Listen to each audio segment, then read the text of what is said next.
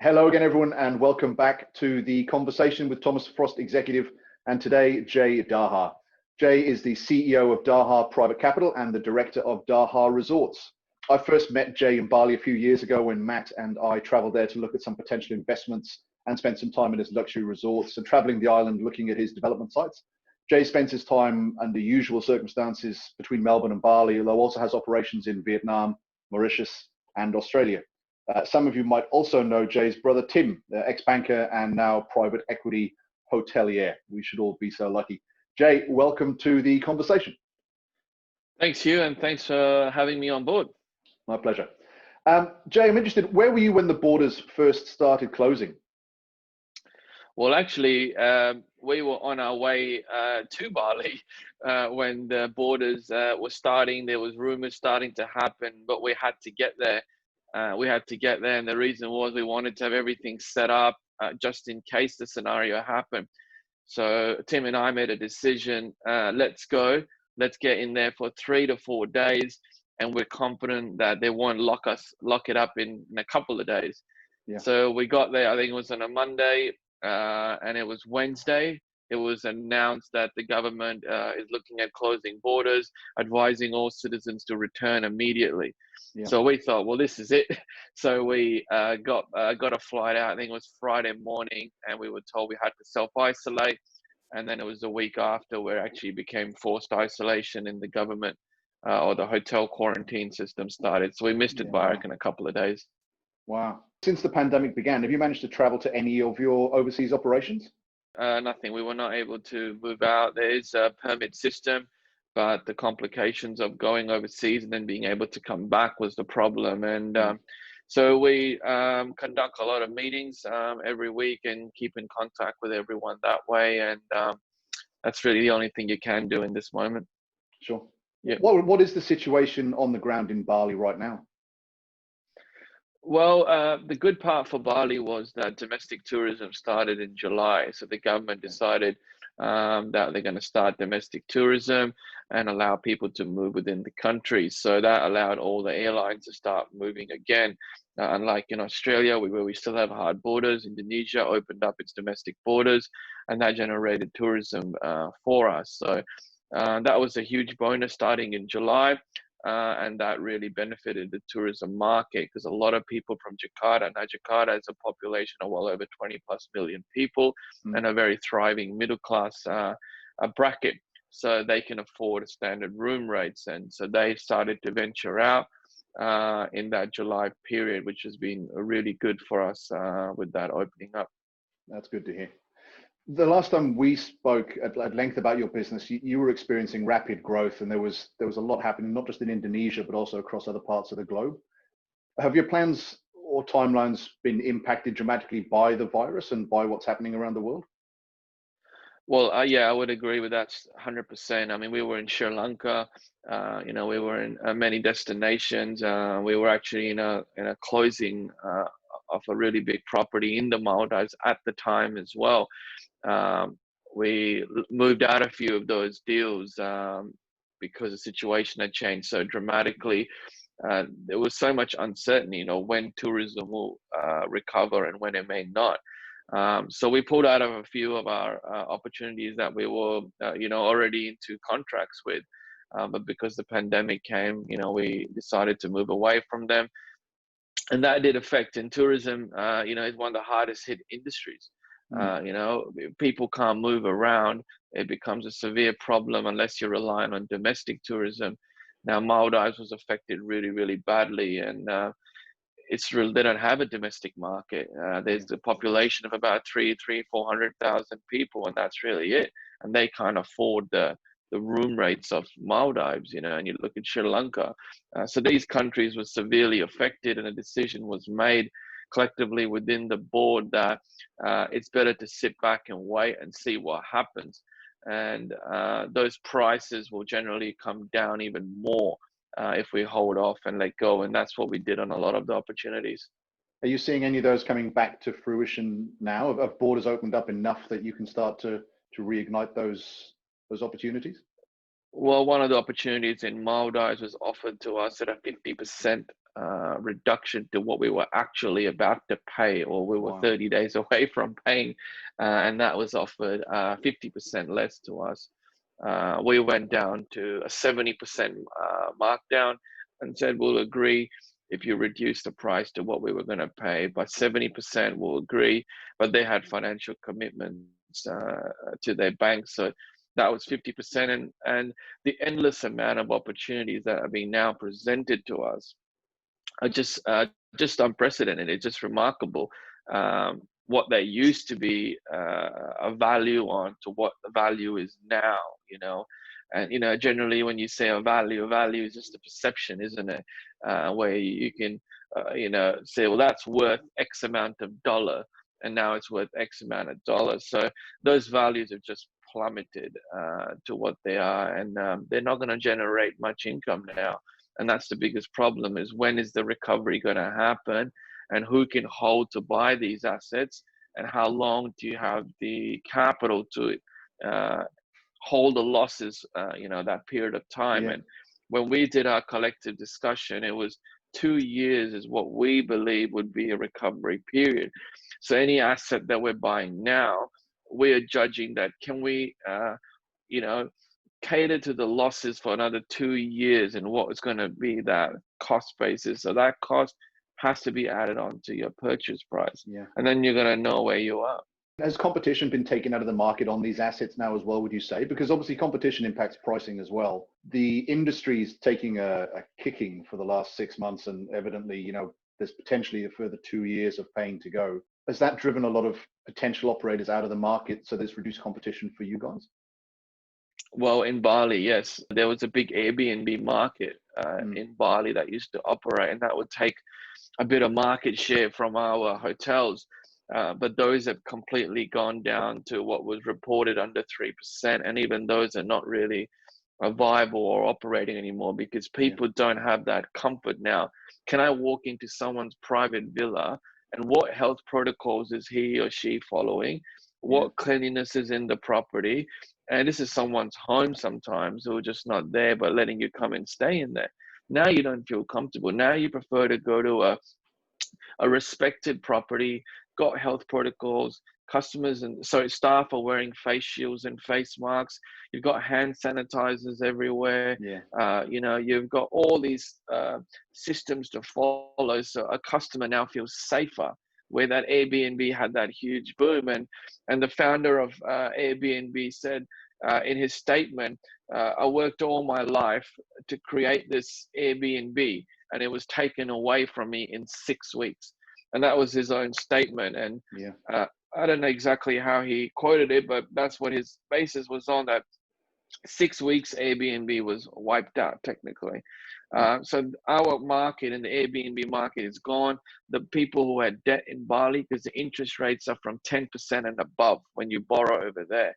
So very, very high interest rates for businesses or property.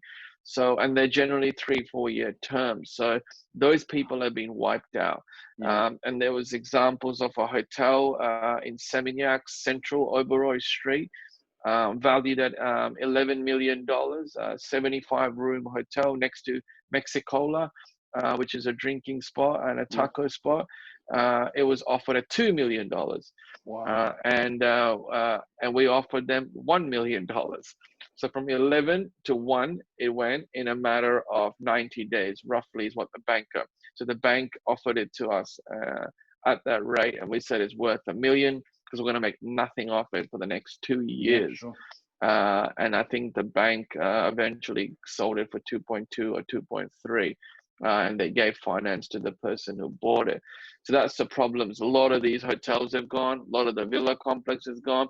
So I believe 2021, and when the Asian market is allowed to travel into Bali again, and when our borders, not particularly Australia, but Singapore, Malaysia, Philippines, and these countries move to Indonesia for a holiday, as well as Europe, our profitability is going to increase even further now. Our demand for our product is going to be even more now. That's the pent-up demand in the market that will all of a sudden be released, and it'll be bumper times for you guys. Well, it will be great times. And I think 2021, you know, mid what we predict June, July, August, which generally is the summer period for Europe and the peak period. By that time, we believe a lot of Europeans will come to Bali, and that will be a great time for us. And we'll really thrive through mid 2021, moving on to 2022. So as an Australian who loves going to Bali, am I going to see 2021 prices and availability getting smashed? Well, yeah, I think you're going to get really good deals in 2021. For example, where we used to charge $400 for a one-bedroom villa, currently as of today, they're about $70, $80 a night. Wow. So there's some villas of ours in the Grand Daha property that are about $50 a night. They used to be $300 a night. So you can see the dramatic drop in things. Now, your operations have obviously been impacted massively over the past 6, 7 months, and I'd imagine you've had to let a lot of staff go as well as press pause on projects. Have you got any systems in place to support the staff that you've kept at the moment? Well, yeah, that's a really good point here. We provide them with what we call food packages and donation packages, and it's every 30 days. A lot of the staff that have been let go or put on leave at the moment, they're able to come to the property that they work in, and they get a package. And generally, in that package, you've got rice, which is between 5 to 8 kgs. You've got noodles, you've got cooking oil, you've got eggs, and you've got vegetables, and we provide a small cash in there for little expenses of their house. Okay. And at any time they suffer with a shortage of food, they're able to come to the property and have a free meal as well. So this is given as a donation every month to every employee, and the free meal is available any day of the week. If we take the tourism industry as a whole, what are the key considerations for the operators at all levels of the supply chain, right from the booking agents through to the airlines, and then the accommodation providers like yourselves, the experience providers? What should they all be thinking about at this point and preparing for, do you think? Well, I think that number one thing we need to provide to a customer and a future customer is that we're taking all the health protocols and the cleanliness and the safety measures, and the way we prepare your meal, and the way we serve your food, and the way we make your bed, and the way we're going to be greeting you. These are very, very important things now. The last thing you want to do is you walk into your room or your villa and you see a slightly dirty sheet or a slight mark on the floor. Now your thought process is going to go right towards the negative. Previously, you'd make a complaint, the guy would come in, change your bed sheet, Sure. gives you a bottle of wine, and you're okay. But now you're like, well, I just want a new room, or I don't want to stay here anymore. So we've created videos of health protocols on our website, and as well as on our social media pages, to show our customers these are the things that we do when you arrive. So we created this whole video, and we presented to people who can watch it online, and we promoted this video domestically, for example, in Indonesia as well. Shows on your arrival the measures we take, the check-in measures we take, the face shields that the staff will wear at the reception desk, and how we prepare your food, which we're going to always be preparing in front of you, so you can see exactly how it's being prepared. So you feel that extra bit of comfort in all those measures. Yeah, it's that complete visibility and illumination of the processes to reassure from a psychological perspective as much as anything else. In terms of, I was interested in asking about silver linings for your business, opportunities that have or will arise as a result of the pandemic. I think we've touched on some of those from a pricing perspective, so competition is being to an extent driven out of the market. And then there's opportunities to pick up assets potentially for heavy discounts, albeit discounted for a reason, in that the profitability is going to be, pretty negatively impacted for the next 2 years. Are there any other silver linings that you would identify and say, look, this is something that we're going to learn from this that will help us going forward, or a market-driven opportunity that we can now take advantage of? Well, what we've learned a lot is that domestic markets, and every new project we're doing now is we're looking at what our domestic market would be. And that's why a country like Maldives becomes very high risk now, because it has no domestic market. So we have to rely internally on borders now, and what the population is and what their income bracket is. So the project that we're looking at in Vietnam at the moment on a hotel project.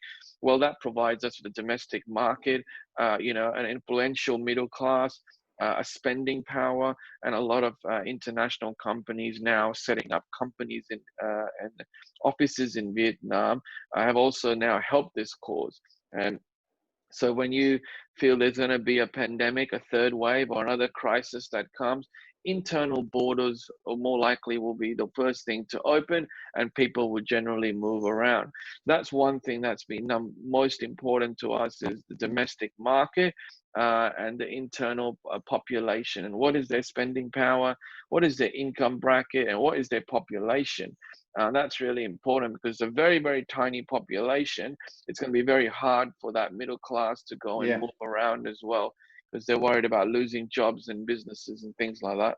It's a hedging strategy almost, right? It's a first line of defense. If Yep. the international borders close, do you still have a domestic market? Can you reprice appropriately? Can you source customers within that market and still, if not generate the profits that you were before, maintain that business operations, maintain the staff, maintain the processes, maintain the connections to the point that the businesses or the country's borders reopen, and Yep. you can go back to BAU. Do you see the behaviors of the tourists themselves changing over the course of the next few years? I think definitely. I think a lot of people are going to have, political as well as personal opinions on different types of demographics as well. And there was, I saw in Vietnam when they put outside their restaurant, no people allowed from China.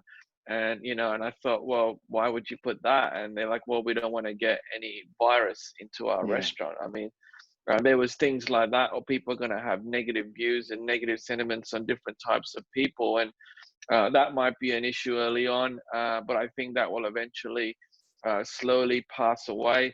And we're hoping that people will start to come back to a way of normality, a way of acceptance, and a way of being united, and enjoying tourism is all about being together, having a good time, enjoying yourself, and you also meet new people from different types of cultures and backgrounds, and that's what's all great about it. And in a place like Bali, there's people from all over the world and all walks of life, and you can meet them at a bar and you can have a great conversation and you can have a great beer, and then you might meet them again and you might make a new friend that way, and that's what it should be all about. It's a melting pot.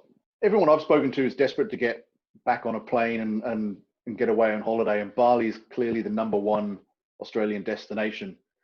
How do you see the pent-up demand impacting the availability of flights and the availability of accommodation and the pricing of that accommodation? Well, I think the number one thing will be is the airlines. A lot of airlines are suffering financially, to levels never seen before, including our Qantas. They're burning through cash. So what I think will happen is a lot of these airlines are going to have no choice to either start flying and moving again and putting in protocols like Qatar Airways does now, where you go on the airline, you wear a face shield, full PE outfit, and they're moving around. So even now there's flights from Sydney and you can move out on Qatar Airways, and these airlines are continuing to move. Garuda Airways in Indonesia said we can't survive being put down, we have to move. So these airlines start moving and they start bringing out really, really cheap rates. Now it costs about 35 bucks to go from Jakarta to Bali, very affordable. Even if you're a low income earner, you can afford this. So next year, the airlines are going to have to put out low rates to get people comfortable to move again. If you have a very high economy class and a very expensive business class, people don't want to move. But if you suddenly make it really, really cheap, like Qantas was initially going to make it $19 a flight from Sydney to Melbourne. Unfortunately, that plan failed because of the borders, but they were going to encourage the cheap flights to move. If you have cheap flights and you have really, really cheap accommodation, the close proximity to that Southeast Asia, Australia, and New Zealand is going to be a country like Indonesia, and also Thailand will become popular, but obviously Bali will probably dominate that market. So I'm predicting that Qantas and Virgin, which was recently bought out by Bain Capital, they're going to reduce the rates. They're going to make them really, really affordable. The first 12, 18 months, get people comfortable to get back on a plane, provide great incentives, and then make deals. I mean, we did a thing with Qantas where we registered ourselves on Qantas's accommodation websites as well, so you can accumulate points. Just you got to really just bring the market out, and the best way will be is really reducing that flight cost, and then just gradually put the prices back to exactly, COVID normal, whatever that looks like in 2021, 22. The developments that you had underway in Bali, have they been paused completely for now, or are they still going at a different pace? Are you still on track with any of those? Yeah, well, we're actually building a new villa resort, and we've continued that as normal. We just delayed the opening of that from August, which was last month, to November. Okay. So we thought we'd just do a 2-month delay, and we were really hoping for that domestic market to open, which it has. And now we've decided that we'll open probably in end of November, first week of December. And really all we did was delay the opening by 60 days or so, but no real major difference on that. With our other development, we were at the stage of plans and drawings, and we're continuing on that. We just tweaked it a little bit on what we like to do towards the COVID way and the new way, adjusted a few of those things, but that's continuing as normal as well. So yeah, we haven't really cut back anything on that manner. We're continuing full steam ahead, and we believe the market's it's going to come back. You have to be positive and look towards the future. Absolutely. Do you want to talk about some of what you're doing in Australia at the moment and the opportunities that you're seeing in the Australian market? Well, I think Australia now, everyone's changed their view of investment and view of strategies, and wherever you're based or wherever you're locked up, like we are in Victoria, you have to change your strategy of investing. You can't be relying on one industry and one market anymore. You got to really diversify, and you got to look at your own country, whether you're an Australian citizen or whichever country you're a citizen of. Any crisis that hits, you're going to go back to that country. So now you want to make sure you have an income generator and an asset in that country. And what we've been doing is seeing great opportunities in Western Australia, which we're now pursuing. And whether it's in real estate, the rental market reported by REWA in Western Australia is 0.3% availability. So it's just remarkable. There's no rentals available. BP announced that they're looking at moving 7,000 people to WA of their employees. I mean, that's a lot of people. A lot of Mirvac Group, which is a developer, announced the highest number of properties bought in their off-the-plan sales in WA were from Melbourne and Sydney. So a lot of Eastern Staters who used to live in Eastern States, but may have been from Western Australia, for example, are deciding to move back and set up there. Now, WA has done an exceptional job in the whole COVID scenario. They have a very much close to normal life. There's no restrictions on anything. So people are looking at that. Singaporeans are looking at WA and saying, we want to buy over there. So we've looked at opportunities there and set up a fund and an investment strategies to buy land, subdivide, and also do residential developments, and a concept which is called build to rent, which you might have heard of. You pretty much build them, but you're renting them out, and you get great rental income. On a 0.3% rental vacancy, you're going to have a good run for a while. And with more people coming back, and 8 of the hotels in Western Australia at full capacity of people quarantining, as reported by the West, there's a lot of people moving there. There's a lot of people moving there. You've got that freedom. You've got the opportunity to look for business deals. You've got good jobs coming up. You've got mining booming again with iron ore. You have to look now, where's the best place I can live in Australia? And I can tell you a lot of people that I know as well don't want to be in Melbourne, but they're looking at different places around in Australia. Yeah, which feeds back to that strategy you touched on earlier of looking at when international borders close, what are the domestic borders looking like? And if people have internal movement, even from an investment perspective, it means that you can still supervise, monitor the investments that you have. You can still make sure that the development schedules are being met and these sorts of things. Yeah, that's correct. And you have to think nationally. You can't also think just WA. As soon as Melbourne opens up, we'll be looking for opportunities over here. As soon as we can travel across the border, we'll be going to New South Wales, going to Sydney, and we're already talking to a few people in Sydney on opportunities there as well. And then we'd like to go to the Gold Coast. The Gold Coast has opportunities as well. So we want to be everywhere. Yeah. Jay, thank you very, very much for your time today. It's been great, if slightly sobering, to catch up and hear about the impacts of the tourism industry, but also there are clearly grassroots that are on the horizon, and we should hopefully be back to well, a COVID normal in the next year or so, and we can all get back on planes and go back on our holidays. We wish you all the best with the business as we come out the other end of this pandemic.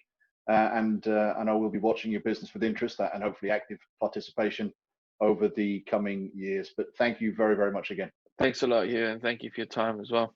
Thanks, John.